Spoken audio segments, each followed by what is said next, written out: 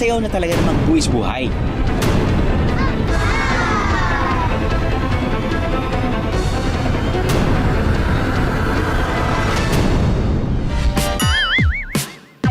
Meron din naman yung mga pabebe lang. Pero yung usapang dance trends, abay, nungunguna riyan ang grupong Mastermind PH. May more than 41 million likes lang naman sila sa TikTok. Kaya ang kanilang mga pinopost talaga namang trending.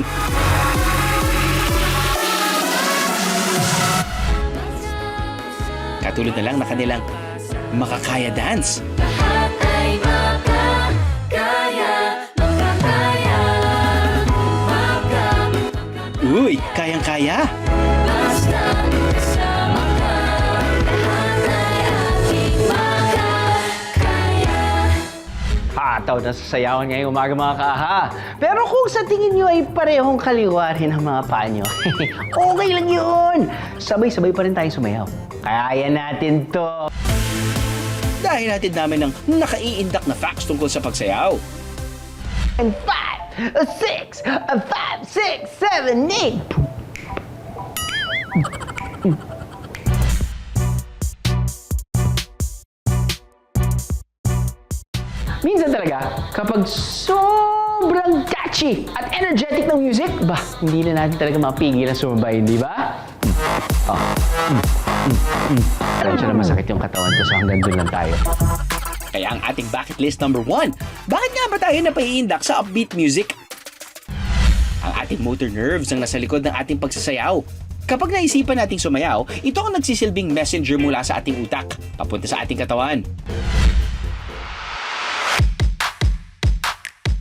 Kapag nakaririnig tayo ng masayang musika, nasi-stimulate ang parte ng utak natin na naglalabas ng happy hormones tulad ng dopamine. Kadalasan, kapag nag-uumapaw ang ating happy hormones, ay parang gusto natin itong i-release through a physical activity. And in this case, through dancing along to the beat of the music. Makakaya, basta kasama ka. Lahat ay aking makakaya. Bakit kalimutan ba ang aking nagamanas? Wow!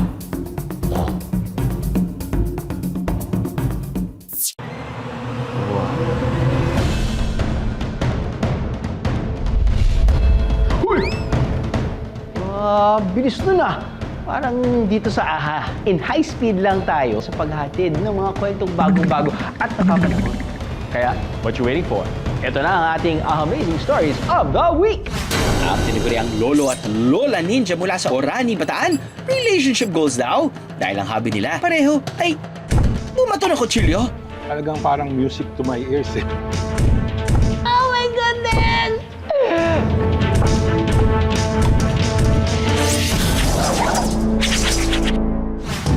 Makulay man sa inyong paningin, ang very cutesy na ahas na ito, makamandag at mapanganib din. Yan na. Yan na, tumakbo na. Teka, paano nangyari yun? Shake your body mga kaaha, dahil ngayong umaga, mapapaindak at mapapahataw tayo sa sayawan. Kita niyo yan? Kasama ka. Lahat ay aking makakaya. Bucket list number 2, bakit may mga tao na parehong kaliwang mga paa? Pero inborn ba ang talent sa pagsasayaw o natutuhan ito? What you think? Ako kasi, gifted daw ako sumayaw. Pero sabi yan ng nanay ko. Anyway.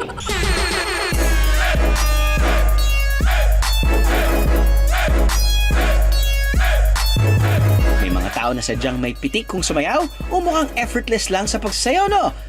Tulad na lang ng mga miyembro ng Mastermind PH. Sheesh! Magkakasama, makakaawit na sa hirap man lumay. Basta kasama ka. Habang iba naman ay, medyo awkward.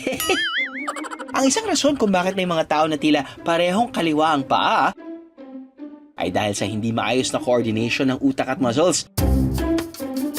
Para bang remote control na hindi kaagad gumagana. Pero ayon sa isang study published in 2020 entitled Dance on the Brain, Enhancing Intra- and Interbrain Synchrony, pwede pa rin ma-develop ang skill sa pagsasayaw. Lahat naman ng skill, sabi nga natin, nade-develop, nai-improve.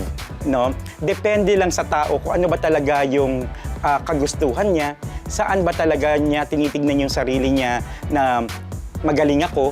No? And mahalaga talaga yung environment na sumusuporta doon sa isang bata na magsasabi ng ano ba yung gusto niya.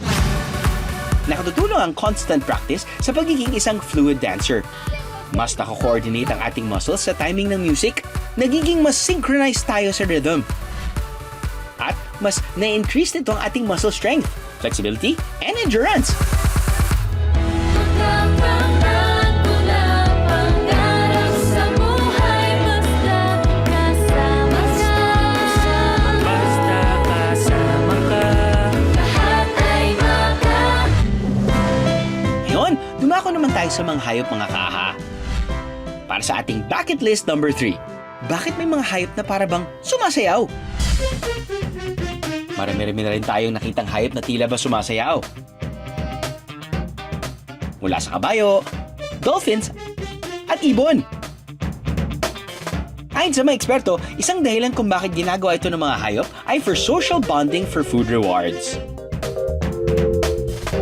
Pwedeng natutuwa ang mga tao sa kanila kapag sumasayaw. Kaya binibigyan sila ng reward o pagkain. Kaya ang mga hayop, ulit-ulitin ito. Pero para sa mga ibon, may ibang dahilan daw sa likod ng kanilang pagsasayaw. Merong mga ibon kasi na ang ginagamit nila is yung color advertisement nila to display yung mas maganda ako, mas pogi ako. It's just like humans, no? Magandang magdamit, magandang magano. Yung iba naman magandang kumanta para ma-attract nila yung counterpart nila, yung female. Ngayon, meron naman mahusay sumayaw. Ito yung gumagawa sila ng certain moves na to attract yung kanilang counterpart. Magkakaroon yan ng competition kung sino yung mas magandang male na magandang sumayaw para sa doon sa female, yun ang sinuchoose. Mapatao man o hayop, universal expression na talaga ang pagsasayaw. Kaya tara na, mga kaaha, let's just dance like no one's watching. Maka.